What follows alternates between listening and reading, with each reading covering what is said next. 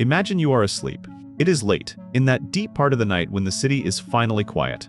Suddenly, a sound from the street below cuts through the silence. It is sharp and loud enough to pull you from your sleep. You lie there for a moment, listening. What was that? Was it a fight? The backfire from a car? You wait. The sound comes again. This time, it is clearer. It is not the sound of an engine or a bottle breaking. It is the sound of a human voice, high with fear. It is a scream for help. You get out of bed and walk to the window, pulling back the curtain just enough to see the empty, quiet street below. What do you do next? To understand what happened on a cold night in 1964, we first have to understand the person it happened to. Her name was Kitty Genovese, but her friends and family called her Kitty. She was 28 years old and full of life. She was the manager of a local bar in her neighborhood in Queens, New York. She was known for being friendly and responsible. She lived in a nice, respectable apartment building in a quiet area. It was the kind of place people felt safe. She drove a small, red Fiat, and on the night of March 13th, she was driving it home. She finished her late shift at the bar just after 3 in the morning. The drive was familiar. The streets were empty. Nothing about this night felt different from any other. She was just a woman, finishing her workday, on her way back to the warmth and safety of her own home. She parked her car in its usual spot and started the short walk to her front door. It was a walk she had made hundreds of times before. But this time, she was not alone. A figure emerged from the shadows. The ordinary end to an ordinary day was about to become something else entirely. As Kitty walked from her car, the man caught up to her. He was fast. She ran. She made it near the front door of her building when he reached her. He stabbed her in the back. The pain was sudden and sharp. Kitty did what any person would do. She screamed. Her cry was loud and clear. "Oh my God, he stabbed me! Help me! Please help me!" Her screams echoed through the courtyard, bouncing off the walls of the tall apartment buildings that surrounded her. Inside those buildings, people were sleeping. Her cries woke them up. Lights started to turn on in the windows overlooking the street. Figures appeared in the darkness. One man, woken by the noise, opened his window and shouted down into the street, "Let that girl alone!" His voice was enough. The attacker seemed startled. He looked up at the windows, at the lights. Then he turned and walked away, disappearing back into the dark. For a moment, it seemed to be over. The shouting had worked.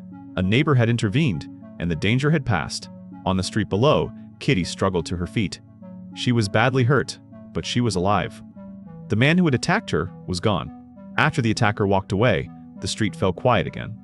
From the windows above, the immediate crisis appeared to be over. The man was gone.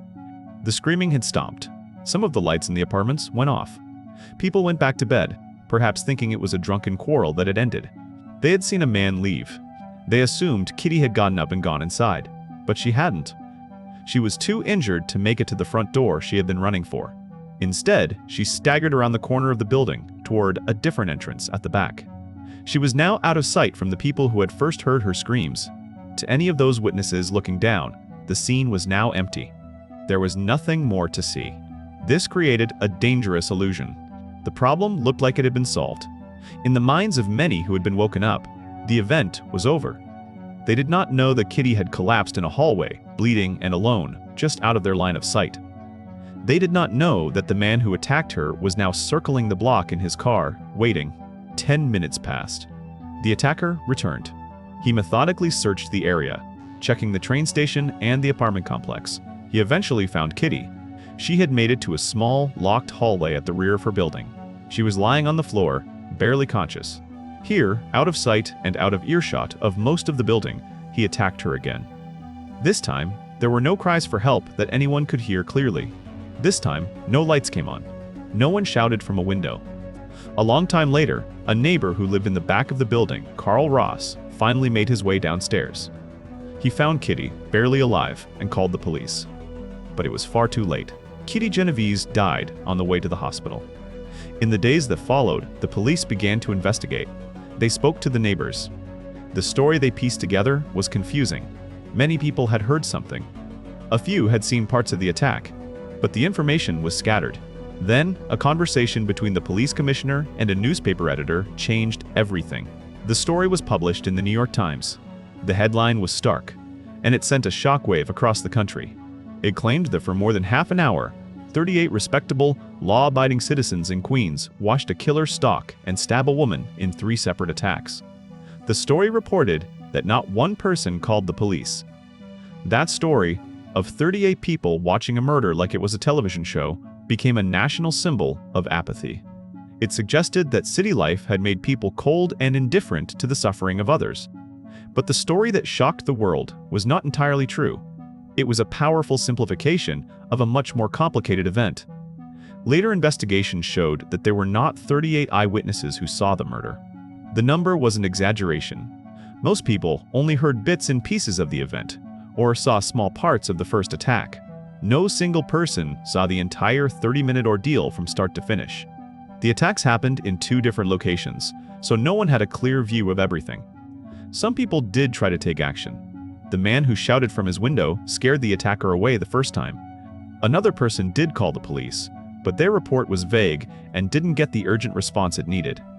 Others said they thought it was a lover's quarrel, a common sound in the city they had learned to ignore. The truth was not that 38 people were cold-hearted monsters. The truth was that dozens of separate people were confused, uncertain, and afraid. They did not know what they were seeing, and they did not know what to do. The myth was simple and shocking. The reality was messier, and in some ways even more unsettling, because it was far more human. The story of Kitty Genovese, even the exaggerated version, made 2 social psychologists named Bibb Latané and John Darley ask a simple question: why didn't anyone help? They were not satisfied with the idea that people in big cities were simply bad. They suspected something else was happening. So they began a series of famous experiments to study what they called the bystander effect. They discovered that when a person is in trouble, they are often less likely to get help if a large group of people are watching. This seems strange, but their research pointed to 2 powerful reasons. The first is called diffusion of responsibility. When you are the only person who can help, the weight of responsibility is entirely on you. But when you are in a crowd, that weight is spread out. It gets lighter for everyone. Each person thinks, there are so many other people here. Surely, someone else will call for help. Someone else will do something. Because everyone assumes someone else will act, nobody acts. The second reason is pluralistic ignorance. Humans are social creatures. We look to each other for cues on how to behave, especially in confusing situations. When an emergency happens, people look around to see how others are reacting. If nobody else is panicking, if everyone else looks calm, we assume the situation must not be an emergency after all. We stay quiet because everyone else is quiet. It becomes a kind of silent group agreement to believe that everything is fine, even when it is not. The story of Kitty Genovese happened long ago, but the psychological forces at play are still with us every single day. The bystander effect does not only happen during violent crimes. It happens in small, ordinary moments.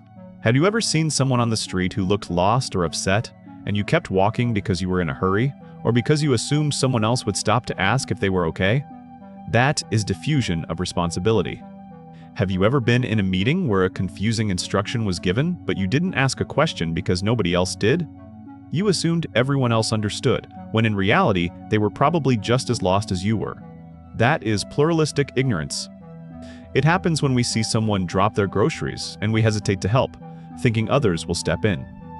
It happens when we hear a strange noise from a neighbor's apartment and decide it is probably nothing, that it is not our business to get involved. It even happens online, when we scroll past a friend's worrying post, assuming other people who are closer to them will reach out. The same quiet calculations are always at work. The tragic story of Kitty Genovese is not really about a city that lost its heart. It is a story about a flaw in our shared human psychology. It is a quiet reminder that being in a crowd can make us feel less responsible, not more. It shows us that our instincts to follow the group can lead us into a profound silence. The neighbors who heard Kitty's cries were not evil. They were human.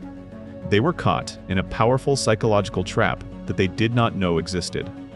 The purpose of remembering this story is not to place blame. It is to learn.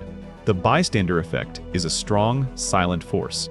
But the only real defense against this deep human instinct is to know that it exists.